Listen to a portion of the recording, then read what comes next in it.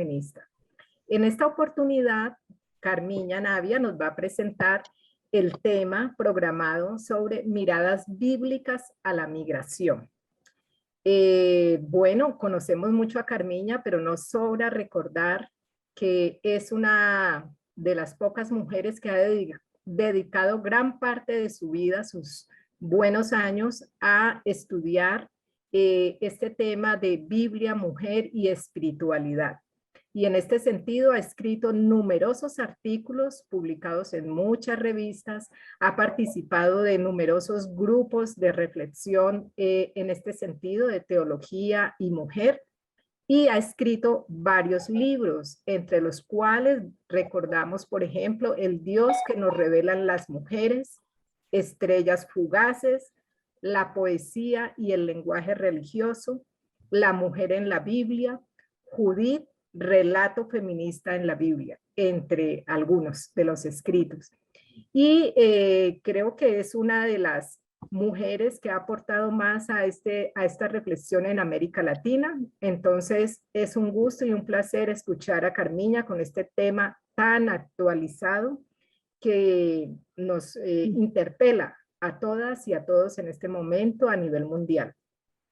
Vamos a tener más o menos 45 minutos de exposición de Carmiña y luego, como ya es costumbre, abrimos para un intercambio de preguntas e inquietudes. Muchas gracias por estar aquí. Bienvenidas. Bueno, buenos días para todas. Para enmarcar el tema, hoy el periódico El Tiempo, en uno de sus titulares, dice que en el mundo hay 103 millones de refugiados, 15% más que en el 2021. Los procesos que llevan a la gente a refugiarse son procesos, por supuesto, migrantes. Vamos pues a meternos en nuestro tema. Voy a compartir pantalla.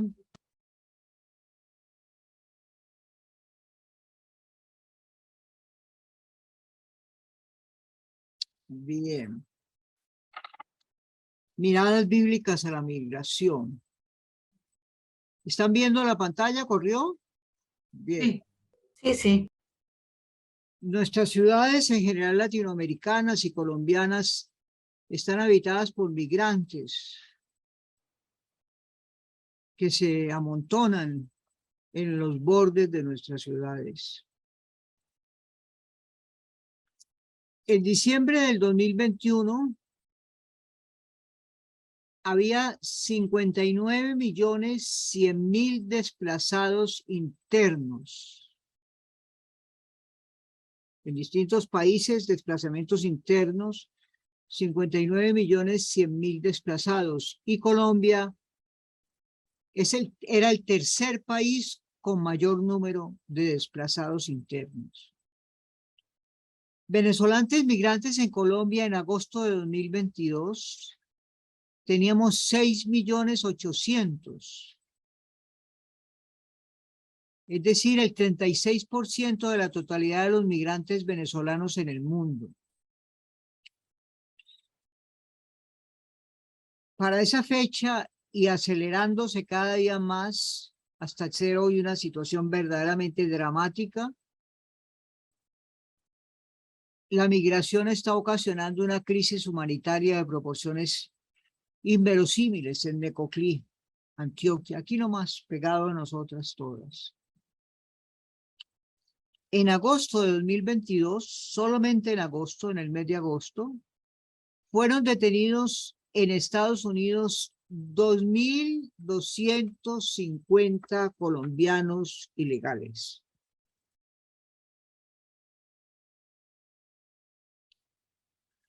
La gente se mueve por el mundo con sus cosas, con sus casas al hombro.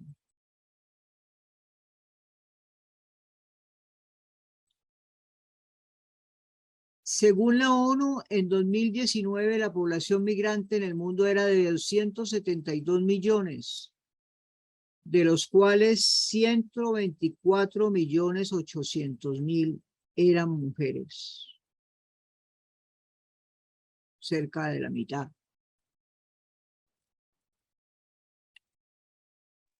Aquí tenemos el mapa de Colombia, desde donde estamos hablando, aunque creo, y eso está claro para mí y para todas, que la situación es universal, es mundial.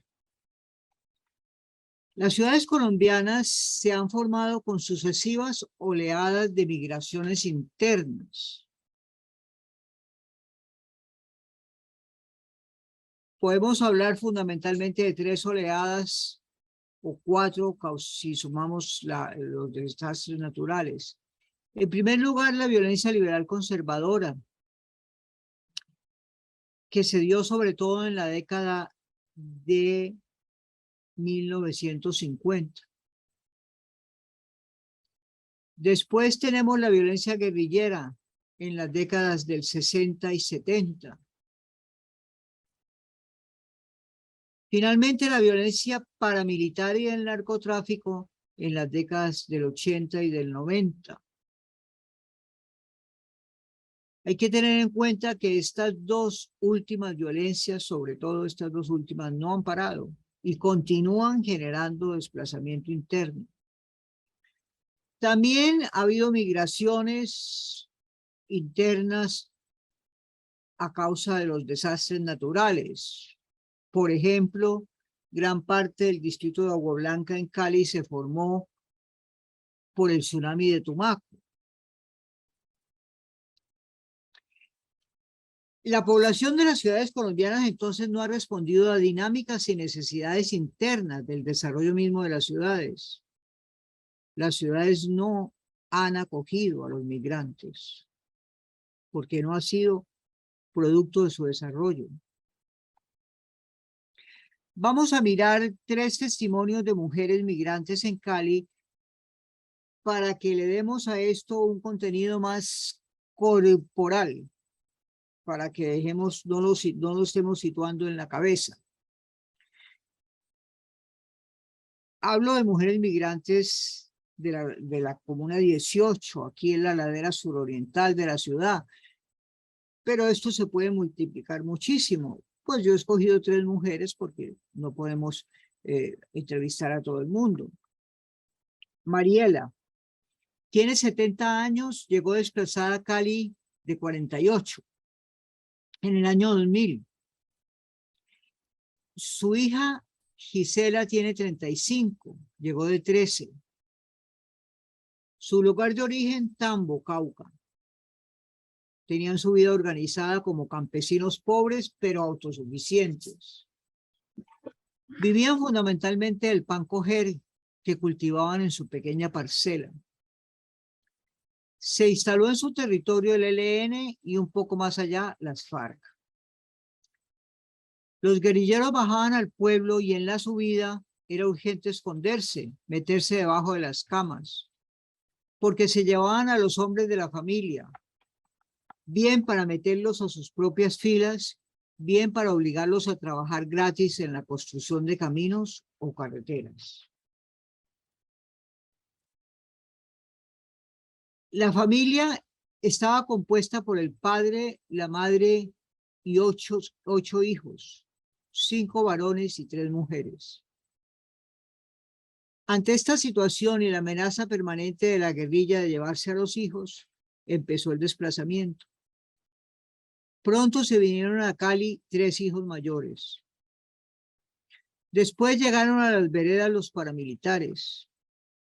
Estos los interrogaban y exigían información sobre los guerrilleros. Al no tenerla, porque ellos no la tenían, las amenazas eran constantes y brutales. La confrontación entre unos y otros era cada vez mayor y cada vez la guerra se intensificaba. La llegada a Cali fue traumática. El esposo enfermó de los nervios. Tuvo una parálisis facial y ya nunca recuperó su salud. Los primeros meses, un cuñado de Mariela les dio posada. Pacho, el marido, inició nada más llegar su trabajo como zapatero en la calle. Mariela y sus hijas mayores empezaron a hacer y vender empanadas los fines de semana. Poco a poco los hijos pudieron hacer algunos estudios y empezaron distintos trabajos. Hoy siguen sobreviviendo en los bordes de la ciudad. Otro caso, Francisca Calero. Tiene 60 años y 6 hijos. No tiene ni ha tenido pareja estable.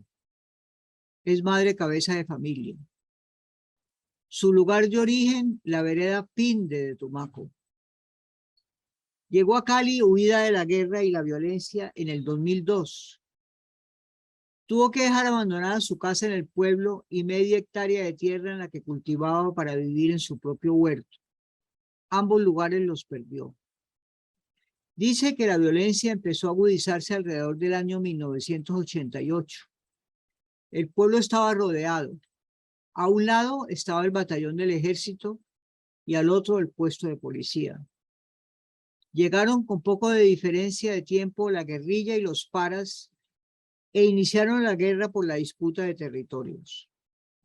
Francisca era catequista de la parroquia y gracias a los padres suizos, dice ella, recibió una formación que le permitió no acercarse a ninguno de los grupos armados.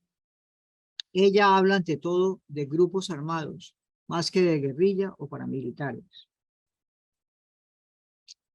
Cada día, Francisca se sintió más desprotegida y vio a sus hijos más en peligro. Por ello recogió, pidiendo aquí y allá, 200.000 pesos y con ellos abordó un bus para venirse a Cali con sus 6 hijos. Llega a la ciudad de Posada, donde una conocida de su mamá. En la ciudad ha vivido siempre con mucho temor, miedo permanente. Ha sobrevivido en base a algunas ayudas, un programa para desplazados de la Defensoría del Pueblo, algunas otras entidades y la Casa Cultural Tejiendo Sororidades. Desde su llegada se vinculó al servicio doméstico y permanece en él. Sus hijos han logrado hacer unos cursos de panadería y ahora 2 de ellos trabajan en una panadería. 3 hijos se han metido en la droga y no ha logrado que salgan de ella. Siente que su vida carece de horizontes, aunque tiene esperanzas en una hija que ha logrado un mejor trabajo. Por aquí estas veredas habitadas siempre por migrantes de una, segunda o tercera generación. Marta Rengifo, otro caso, tiene 52 años y llegó a vivir a Cali en el 2007. Vivía con su pareja y 8 hijos en la vereda La Vega del municipio de Barbacoas, Nariño. Tenía su casa y era madre comunitaria de bienestar familiar. La violencia empieza a agudizarse a partir de las incursiones del ELN. Su compañero tenía una lancha de motor y hacía transporte por los ríos. En unos ríos hacían presencia los paras, en otros la guerrilla. Ambos exigían que se les transportara comida o implementos y personas gratis. Su marido no le transportaba a ninguno y recibió amenazas de muerte, por lo que tuvieron que huir. Llegó al distrito de Agua Blanca, donde una cuñada que los alojó por unos días. Sus primeros recuerdos la hacen afirmar que no sabía cómo moverse en este nuevo entorno. Igual que Francisca, inició sus primeros trabajos en el servicio doméstico. Al poco tiempo, su compañero se consiguió otra mujer y la abandonó junto con sus 8 hijos. Su hijo mayor prestó servicio militar y al terminarlo se declaró la pandemia. No quiso quedarse acá encerrado y sin trabajo y regresó a Barbacoas. A los pocos meses lo mataron las FARC o las disidencias. Para ella no hay diferencia entre unas y otras. Su vida no ha logrado estabilizarse y considera que ahora vive en medio de una nueva guerra. En la actualidad, una hija trabaja en una cerrajería, pero gana poco. Y si pagan el arriendo, no les alcanza para la comida o al revés. Ella está muy limitada porque tiene que atender a su madre de 87 años, que está imposibilitada. Vive en los altos de la Comuna 18, en el sector de 3 Esquinas. En sus calles hay permanentes enfrentamientos y muertos, porque 3 bandas juveniles se disputan el territorio. Hay pequeños combates y muertes diarias a cualquier hora del día o de la noche, entre las bandas de Altos de Santa Elena, Las Palmas y Tres Esquinas. Su mayor sueño es tener una casita propia en que vivir, porque los arriendos son muy caros.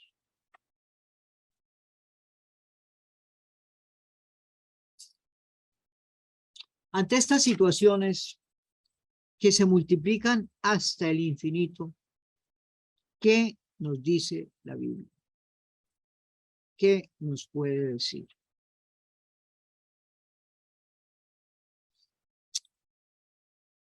En el Deuteronomio 26, uno de los primeros libros de la Biblia, uno de los libros fundantes de la literatura israelita, se dice: entonces tú dirás estas palabras ante el Señor tu Dios. Mi padre fue un arameo errante que bajó a Egipto y se estableció allí con muy pocas personas, pero luego creció hasta convertirse en una gran nación potente y numerosa. Los egipcios nos maltrataron, nos oprimieron y nos impusieron una dura esclavitud.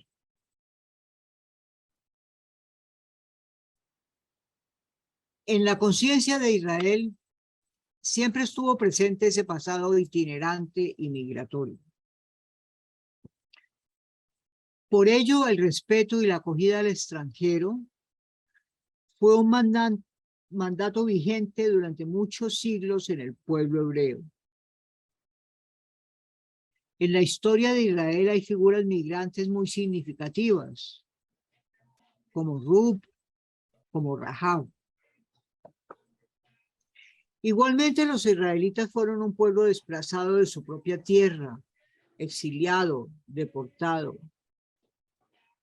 y conservan de ello una literatura muy bella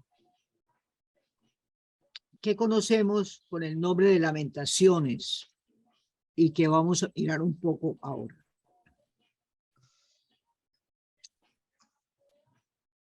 Perdón.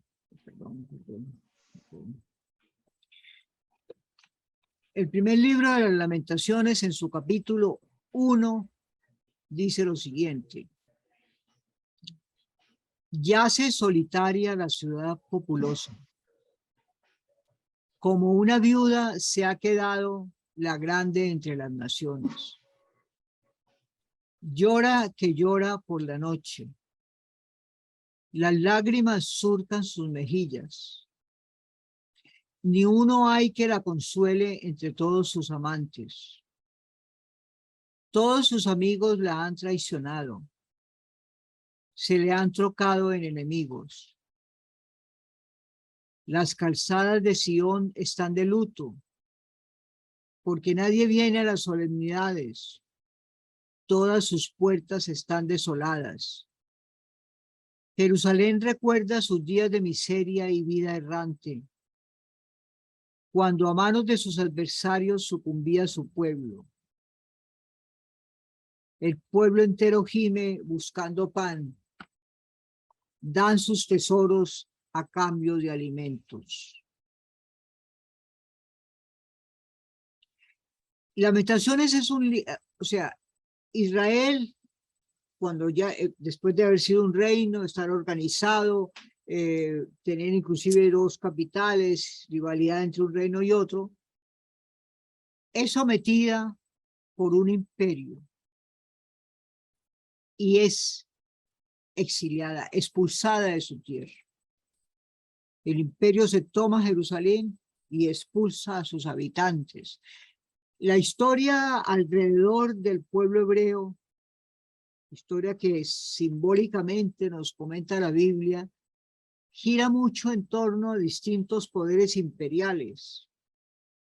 Israel, como pueblo pequeño, está sometida a esas fuerzas, a esos poderes imperiales. Y en el siglo VI antes de Cristo, Israel es exiliado, totalmente expulsado de su propia tierra. Las lamentaciones son poemas de dolor ante una realidad de pérdida, ante una realidad de despojo, vivida por el pueblo de Israel en el 6º milenio antes de Cristo, cuando el pueblo es llevado lejos de sus tierras, cuando su transcurrir de vida le ha sido arrebatado. Sus poetas expresan el dolor en estos cantos que constituyen un auténtico de profundis, comunitario y nacional. Estos lamentos mantienen la fidelidad a su Dios y sostienen la esperanza del regreso.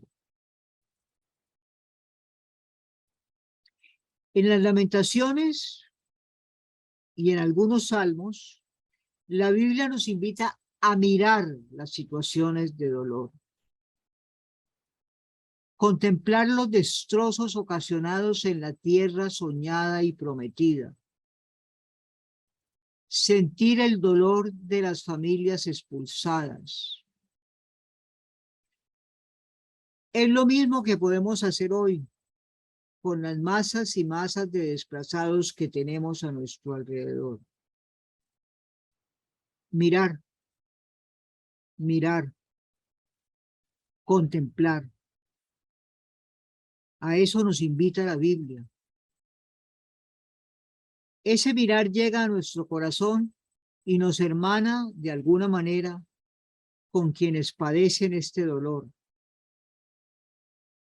Porque muchas veces, la mayoría, la gran mayoría, no queremos mirar.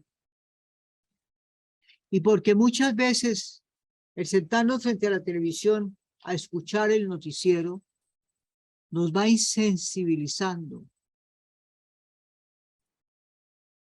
Hace que nos acostumbremos a mirar sin ver, a mirar sin contemplar, a que las imágenes pasen indiferentes ante nosotros. La invitación de las lamentaciones y de algunos salmos es a mirar contemplativamente, solidariamente.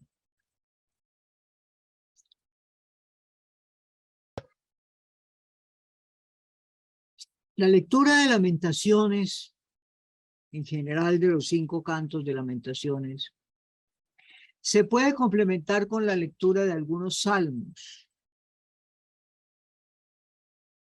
Concretamente el Salmo 137, producto también del exilio, nos dice: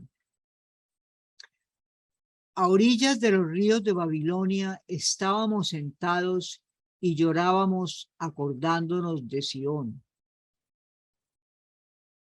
En los álamos de la orilla teníamos colgadas nuestras cítaras. Allí nos pidieron nuestros deportadores cánticos, nuestros raptores alegría. Cantad para nosotros una canción de Sión. ¿Cómo podríamos cantar un canto de Yahvé en una tierra extraña? Jerusalén, si yo de ti me olvido, que se seque mi diestra.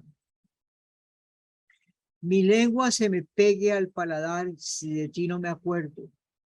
Si no alzo a Jerusalén al colmo de mi gozo.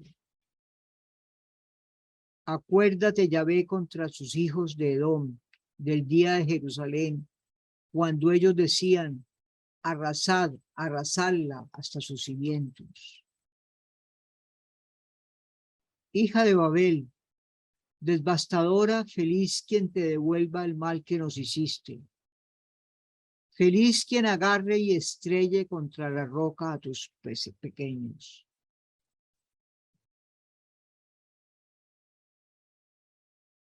Esa añoranza de la tierra, ese dolor ante la pérdida, nos ayuda a mantener la fidelidad a nuestros proyectos y a nuestra identidad.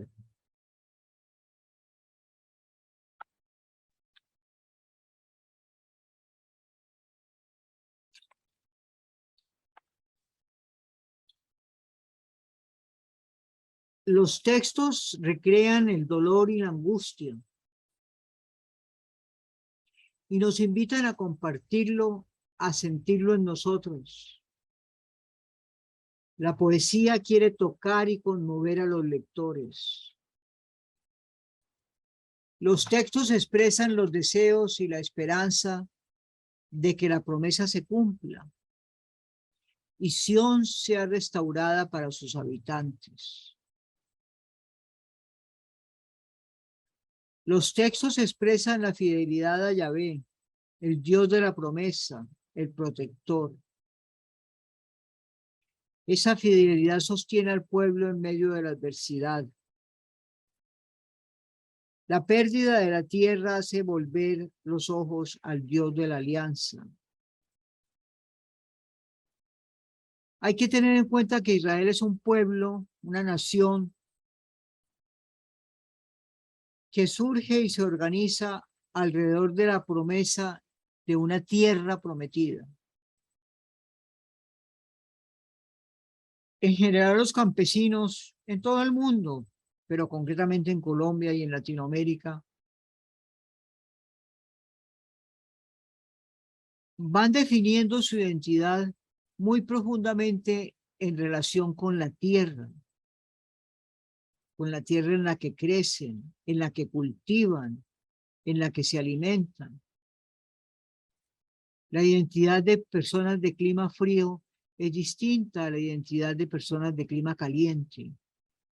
Todo eso se teje en la relación con la tierra. En el exilio, en la migración forzada, como es la que tenemos permanentemente y hemos tenido permanentemente en nuestro país, esa identidad se quiebra. Y en nuestro caso, ¿hacia dónde volver los ojos? De ahí la importancia de la restitución de tierras. Bien. En las escrituras judías o Primer Testamento, hay muchas más situaciones que nos hablan de la migración. No me quise detener en el libro de Ruth porque es quizás uno de los libros más trabajados en este sentido. La familia de Ruth y Noemi, doblemente desplazada, no por razones políticas, sino por razones económicas. El hambre los saca primero de su tierra y el hambre los hace volver a su tierra. Y el papel de la ley como reivindicando al extranjero. Hay muchas otras situaciones, pero yo quería insistir desde Lamentaciones y desde los Salmos en la necesidad de mirar esas situaciones. Porque solo el mirarlas con atención, el contemplarlas, nos permite desarrollar un sentido de solidaridad con estas personas. Bien, entonces vamos a mirar ahora qué pasa con la migración en las escrituras cristianas o en lo que llamamos el Segundo Testamento.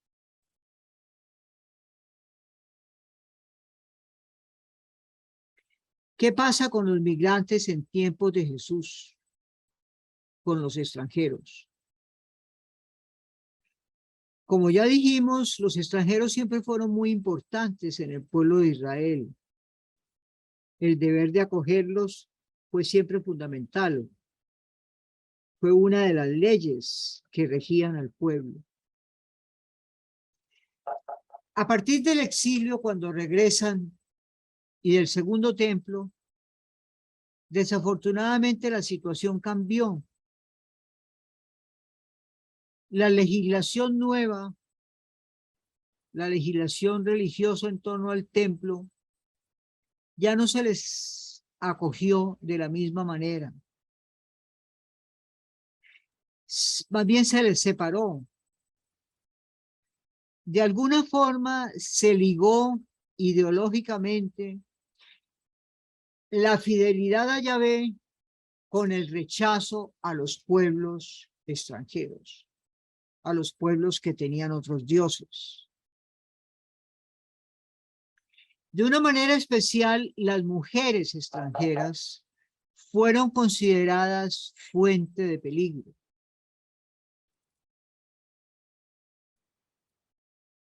La defensa de Yahvé entonces se convirtió en un encerrarse sobre sí mismos, diferente a como había sido en el principio. En el principio Yahvé defiende a todo vulnerable y en esa medida todo vulnerable hace parte de su pueblo. Cuando la práctica de la religión yahvista se organiza en torno a un templo, una serie de leyes, sacerdotes, jerarquías, Yahvé se va cerrando y se va excluyendo a todo aquel que tuviera una fe diferente. Ante esta situación, que es la que recibe Jesús, es la herencia que recibe Jesús. Ante esta situación, Él, ¿qué nos dice?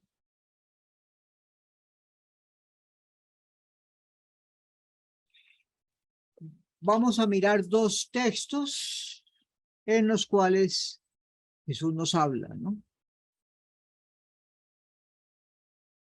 Y partiendo de allí, se fue a la región de Tiro y entrando en una casa quería que nadie lo supiese, pero no logró pasar inadvertido, sino que enseguida, habiendo oído hablar de él una mujer cuya única hija estaba poseída de un espíritu inmundo, vino y se postró a sus pies. Esta mujer era pagana, sirofenicia de nacimiento, y le rogaba que expulsara de su hija el demonio. Él le dijo: espera que primero se sacien los hijos, pues no está bien tomar el pan de los hijos y echárselo a los perritos. Pero ella le respondió: sí, Señor, que también los perritos comen bajo la mesa las migajas de los niños. Él entonces le dijo: por lo que has dicho, vete, el demonio ha salido de tu hija. Volvió a su casa y encontró que la niña estaba echada en la cama y que el demonio se había ido. Se marchó de la región de Tiro y vino de nuevo por Sidón al mar de Galilea, atravesando la Decápolis. Este texto es de Marcos 7, 24, 30.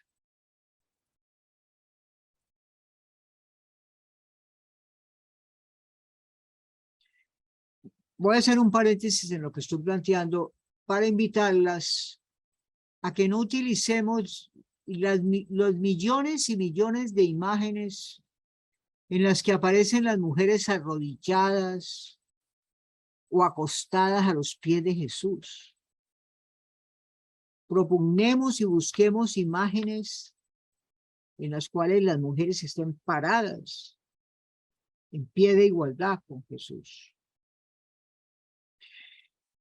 Bien, un segundo texto. Bueno, antes de ello, es importante notar aquí la reacción inicial de Jesús. La reacción inicial de Jesús es producto de su contexto, producto de su ambiente. Yo he venido para salvar a las ovejas de Israel. Pero la mujer lo interpela. Y la mujer no está arrodillada a sus pies, lo interpela. Y Jesús se convierte. Jesús se convierte, realiza una metanoia, una transformación. Escucha su ruego y sana a su hija. ¿Por qué se convierte? Porque la escucha, porque es capaz de oír. En Lamentaciones y en los Salmos se nos invitaba a mirar. En este texto se nos invita a escuchar, a oír. Jesús tiene capacidad de escucha y solo esa capacidad de escucha permite, a partir de la demanda del otro, de la palabra de la otra, el cambio.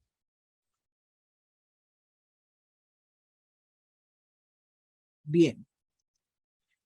Un segundo texto, Lucas 2, 1, 7. Hay otros textos también, ya al final se los diré, la Samaritana, por ejemplo.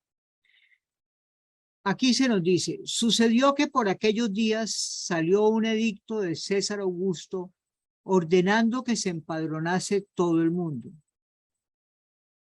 Este primer empadronamiento tuvo lugar siendo gobernador de Siria, Cirino. Iban todos a empadronarse, cada uno a su ciudad. Subió también José desde Galilea, de la ciudad de Nazaret, a Judea, a la ciudad de David, que se llama Belén, por ser él de la casa y familia de David, para empadronarse con María, su esposa, que estaba encinta. Y sucedió que mientras ellos estaban allí, se le cumplieron los días del alumbramiento y dio a luz a su hijo primogénito, lo envolvió en pañales y le acostó en un pesebre, porque no tenían sitio en el alojamiento.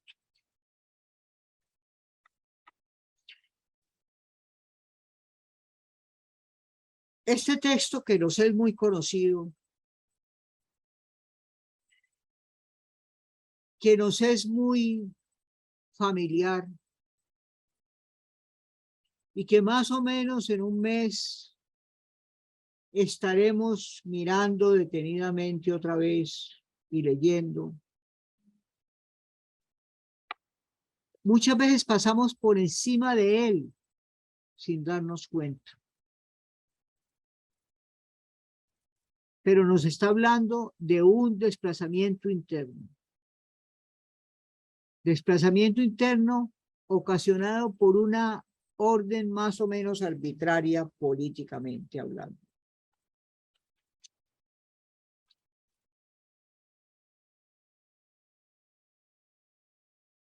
Los textos que plantean. Lucas quiere mostrarnos un Jesús solidario y con situaciones dolorosas, marginadas y vulnerables. Es solidario porque padece la misma condición que hace a los otros marginados.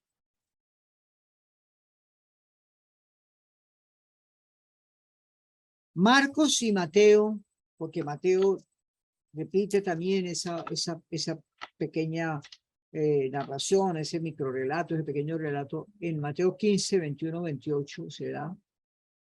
Nos muestran a un Jesús que cambia su punto de partida, que transforma sus propios sentimientos y acoge al otro o a la otra, a la extranjera, a la que está más allá de mis propias fronteras invisibles.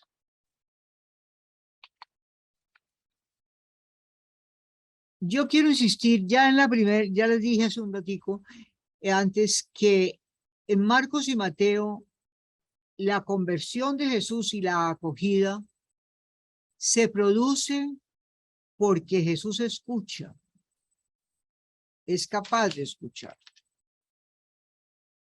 Y esa escucha lo transforma. Yo quiero insistir ahora en Lucas.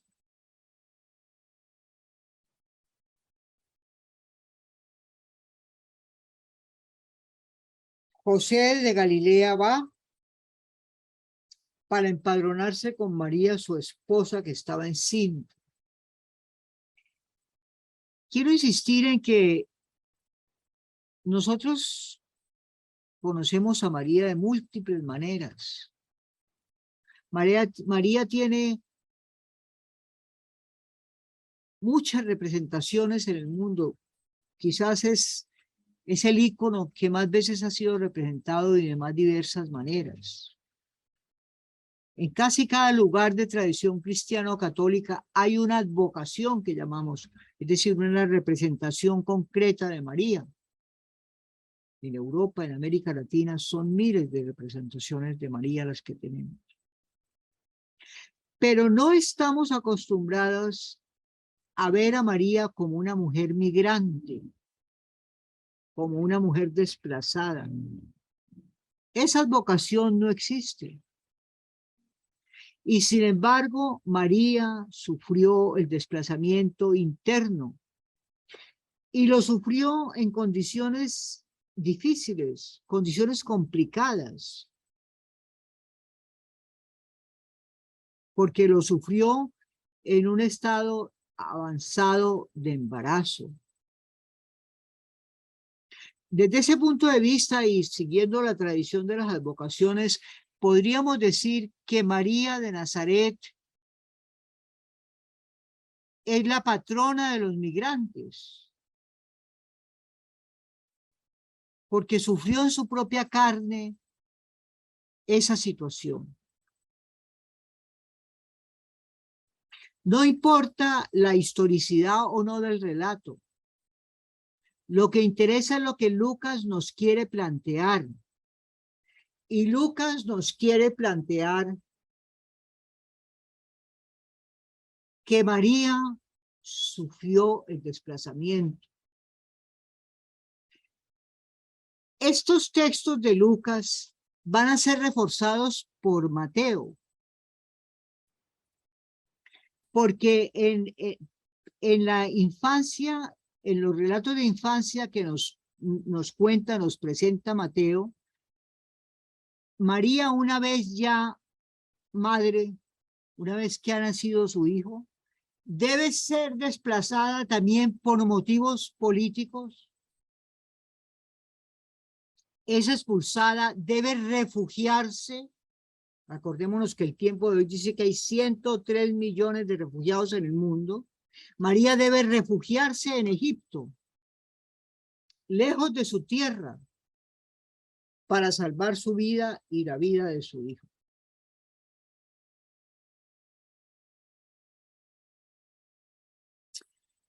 Entonces,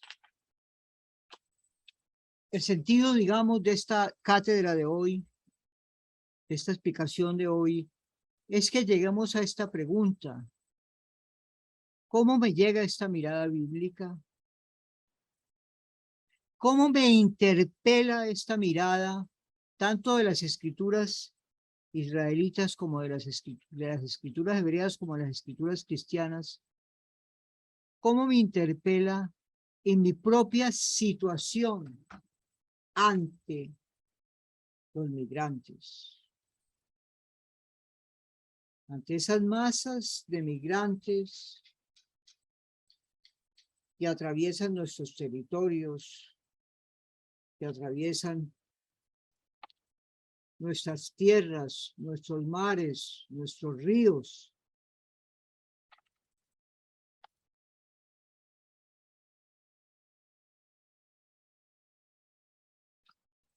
Bueno, entonces yo dejaría allí para que tengamos un diálogo y a partir del diálogo pues poder intercambiar más, ampliar, en fin, ¿no? Tienen ustedes la palabra para preguntas, cuestiones, dudas.